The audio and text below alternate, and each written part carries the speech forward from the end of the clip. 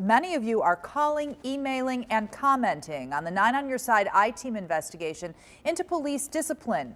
We have spent the last 6 months investigating allegations of officer misconduct. Our investigation focuses on how local police departments respond when their own officers are accused of wrongdoing.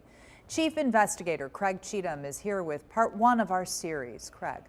Kristen, the I-Team has investigated more than 2,000 incidents involving hundreds of police and corrections officers from 40 local police departments. One of our goals is to examine how local police departments essentially police their own and what happens to officers who violate policy and, in some cases, the law.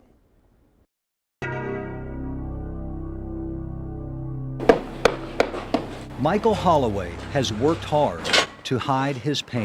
I took 3 or 4 days off work after it happened. Holloway says the chronic pain in his injured arm and spine got worse soon after he arrived at the Middletown jail in February of last year. He was greeted by corrections officer Calvin McIntosh, who had 28 use of force incidents in the last 4 years, more than double the total of the other 9 corrections officers combined. He said, I am the effing law. Holloway would become number 29. Holloway arrived at the jail after being arrested on a warrant for a petty theft charge. On the video, you can see McIntosh's hand near Holloway's injured neck, his other hand pulling back on Holloway's shirt. Holloway says it was extremely painful. It's not right. That was BS that I went through. Then, according to an internal police investigation, McIntosh pushed Holloway into the cell door and into the cell. In the cell off camera, Holloway says McIntosh punched him several times in his neck and injured spine. It hurt bad enough I was crying. You know, I mean, it literally put me in tears, put me to my knee. According to the jail video, McIntosh was in the cell alone with Holloway for 25 seconds.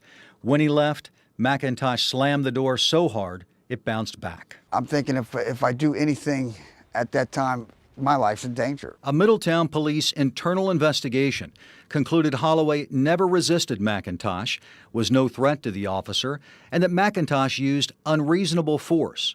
The police department determined McIntosh was guilty of administrative charges of conduct unbecoming and courtesy.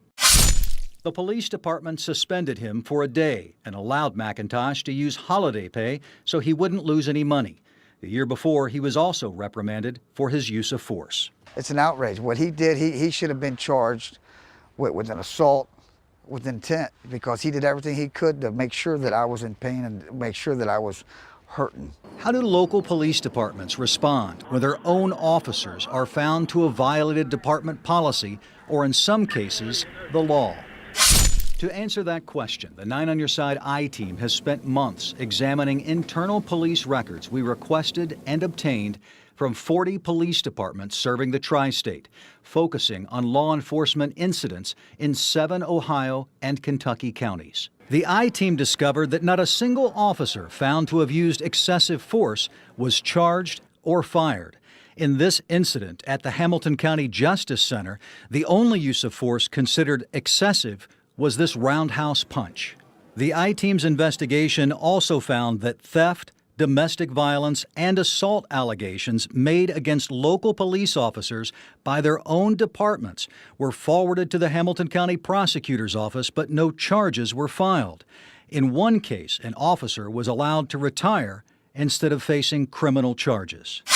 As the I-Team first reported in May, Hamilton County Corrections Officer Jason Mize pushed a 61-year-old inmate headfirst into a concrete block wall a year ago, left him moaning in pain, then flung the cell door so hard it didn't close.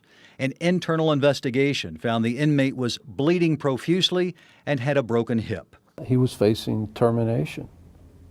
It never happened because he resigned. The sheriff's office referred that case to the Office of Hamilton County Prosecutor Joe Dieters, which declined to present it to a grand jury. The sheriff's office did everything they could possibly do and went through every phase of the process, and it was turned down by the prosecutor's office. I can't change that.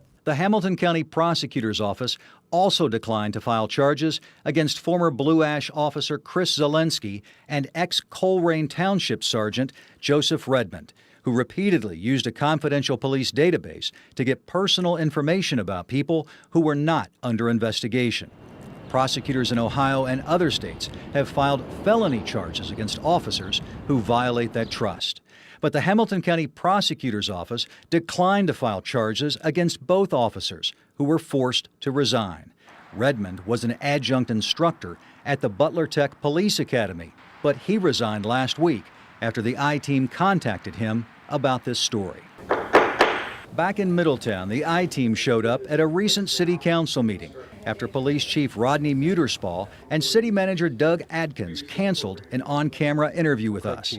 The chief wasn't there, so we approached Adkins during a break. Why did you back out of the interview? We're not going to do this tonight. Have a nice evening. Michael Holloway says the city of Middletown and its police department have not been held accountable for the way he was treated in jail, even denying him a copy of the investigation and how they responded to it. There is supposed to be something in line that police is the police, but it's not working.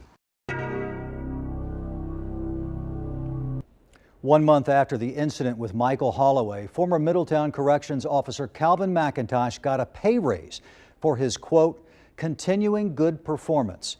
5 weeks later, in April of last year, McIntosh resigned. McIntosh, former Blue Ash officer Chris Zelensky, and ex-Hamilton County Corrections Officer Jason Mize did not respond to requests for comment.